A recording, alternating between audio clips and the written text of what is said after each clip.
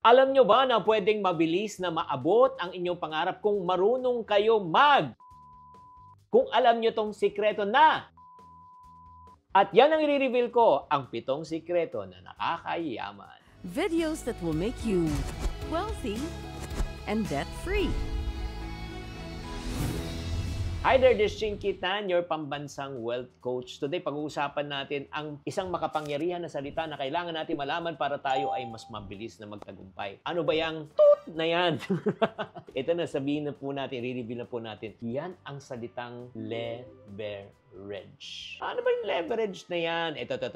Ang ibig po sabihin ng leverage ay napapagaan po at napapabilis. Ulitin ko napapagaan at napapabilis. Halimbawa po, magbubuhat tayo ng mga mabibigat na bagay. Oo, pwede po tayo gumamit po ng tinatawag na makina. Ang makina po, pag ginamit po natin yan, mas napapagaan, mas napapabilis po. So, you're leveraging the machine for your favor. Alam nyo ba, ang pagtagumpay, pwede natin gamitin ang resources po natin na itinatawag natin na pwedeng magpabilis at magpagaan ng ating buhay. Ibig sabihin po, hindi lang basta-basta tayo nagtatrabaho na masipag lang, matyaga lang tayo. We're not only working hard, but we are working smart if you are leveraging. Kaya nga itong pong session natin na ito, kumuha kayo ng papel at ballpen. Sobra akong excited. Parang masterclass po to. Pasasalamatan nyo ako. Ito po yung 7 bagay na kailangan natin i-leverage para mas mapabilis at syempre naman, mas gagaan ang ating buhay. Number 1, kailangan matutunan na leverage, the leveraging of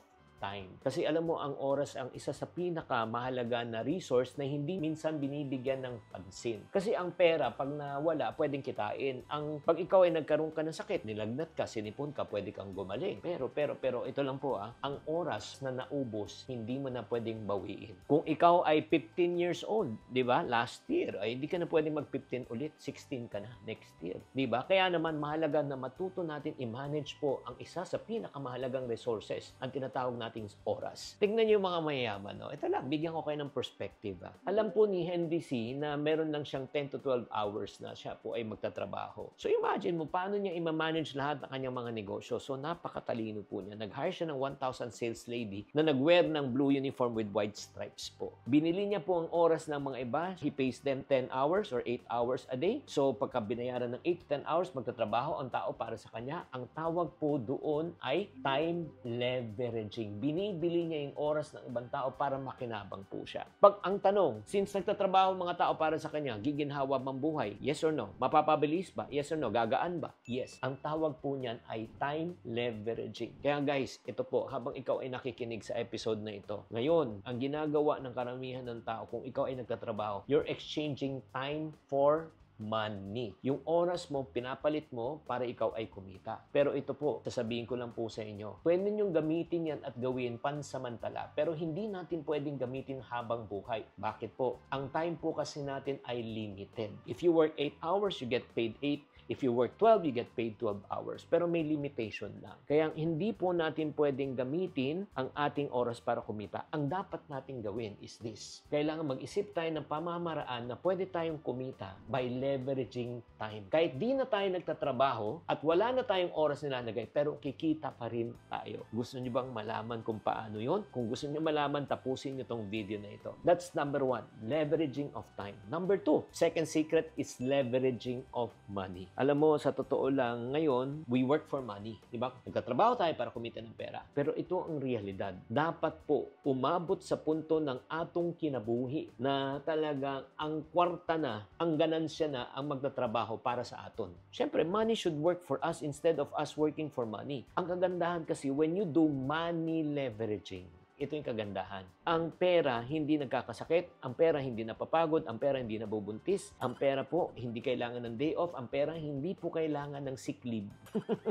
Once you make money work for you, ay nako, napakaganda na po. Ang pera na po ang kikita para pwede ka na mag-retire at pwede ka na hayay-hay. Eh, Chinky, paano ba natin gagawin yan? Napaka-simple. Tignan na po natin ang isang popular na tao na by the name of Manny Villar. Anong ginamit po niya sa kanyang perang kinita at saan niya nilagay? Nilagay po niya sa pagnenegosyo ng lupa. Real estate. So, nagkaroon siya ng empire, nagkaroon siya ng business, di ba? Binebenta niya, pinapaupahan niya yung mga commercial building at kumikita siya. Ang tawag naman po nun ay money leveraging.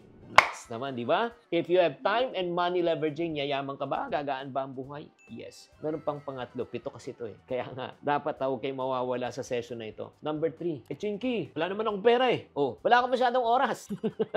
Wala ka ng pera, wala ka pang oras. Antindi mo talaga ha? Pero ito yung pangatlo. I'm sure na meron ka. Alam mo, isa pang pwedeng ikayaman at para magpaagaan ng ating buhay when you learn how to leverage your skills, your talents, your abilities. Like for example, ano yung skills na meron ko? Good looks.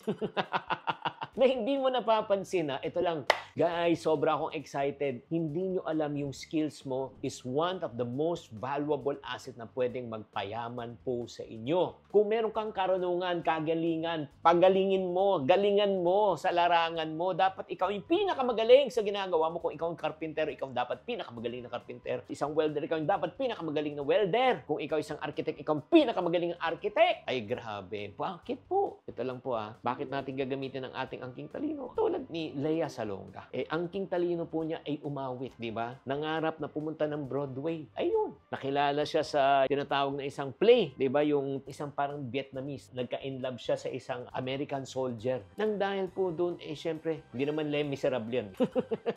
Basta, siya po ay nakilala sa buong mundo at yan po ay nagbukas ng pintuan para sa kanya. Lalo pa siya ay kumita. Ginamit po niya ang kanyang skills. Kaya nga, ano ang skills na meron ka na pwede mong i-leverage? Kapatid, huwag mong mamaliitin ang iyong angking katalinuhan at kaalaman. Yan ang pwedeng magpayaman po sa iyo. Ang isa pa pwedeng magpagaan at magpayaman po sa atin, ang tinatawag na leveraging your network. Ang ibig sabihin ng network, yung mga taong kakilala mo, kaibigan, kamag-anak, kapatid, kapitbahay, mga KKK. Alam nyo bakit? Kailangan natin maunawaan yung network mo ang magdidetermine ng iyong net worth. Alam mo, minsan, hindi lang yung sa kung anong alam mo eh. Kahit minsan may alam ka, pero walang nagbibigay at nag-break sa'yo, walang tutulong sa'yo, medyo tatagal ang iyong pag-unlad. Tama o mali? Imagine mo, meron ka ng angking talino, tapos may connection ka pa na tutulong sa'yo, na naniniwala sa'yo, na pwede ka talagang iangat. Di ba? Alam mo, sa totoo lang, walang magiging isang Chinkitan kung wala, number 1, walang isang Randy Santiago. Bakit po? Nung ako po ay nagpo-produce po ng concert ni Randy, nakita po niya yung angking talino ko, yung pagka-cute ko. Oh, yeah. Nung minsan po kasi, nung sa lunch date po, nag-absent po yung isang artista. At during that time, sinabi niya sa akin, Chinky, mag-extra ka muna. Sabi ko, ba't ako mag-extra? Producer ako. Hindi, tumayo ka lang. Nung tumayo po ako sa lunch date po, to cut the long story short, natawa ang mga tao. Tumayo lang ako, natawa ang mga tao. Mukha ba akong katawa-tawa? Nang dahil doon, nakausap ako ng producer ng show. Sinabi niya, since madalas ko makasama si Randy, lumabas ka na rin. At yun po ay nagustuhan ko at siya na po nagbigay sa akin ng pangalan ng Chinkitan. Naniwala po sa akin at nang dahil doon, nag-umpisa na akong gumawa ng mga pelikula. I Love You 3 Times a Day, Estudyante Blues. Yes, nag-artista po ako dati. So in other words, yan po ang nagbukas sa akin ng pintuan. Pangalawang taong naniwala sa akin, walang iba, kundi si Mr. Francis Kong. Wala po akong career bilang isang communicator, book author right now kung hindi po ako tinulungan at tinuruan ni Ginoong Francis Kong sa larangan na ito. Kaya nga, alamin nyo kung sino po yung mga taong pwedeng tumulong po sa inyo at naniniwala po sa inyo. Maniwala ka. You can connect with your potential mentors, partners, or clients to help you advance in your career. Paligyurin mo ang sarili mo ng mga taong naniniwala sa iyo na tutulak ng pataas, hindi ka hihilaing pababa. Leverage your network. Yan ang pwedeng magpayaman at magpaginhawa ng buhay mo. Natututo ba kayo? Kung natututo ka, kapatid, type natututo sa comment section na ito. Sobrang siksik, liglig at umaapaw. Ang next naman kailangan natin i-leverage is leverage experience. Use your past experience in your life, no, to monetize. Alam mo, kung ikaw malalim ang karanasan mo sa isang bagay, napakahalaga po niyan. Bakit po? Taon ang binilang mo para pag-aralan yan. Taon ang binilang mo para practice mo yan. Siyempre naman, mahalaga po yan kasi marami ka ng karanasan, marami ka ng karunungan, marami ka ng ikang pagkakataon pagkakamali na ginawa na alam mo na hindi na dapat gawin. Kaya hindi nyo alam yung experience yan. Pwede kayo in the near future maging isang consultant. Kaya kung ikaw ay nasa field ng geodetic, di ba?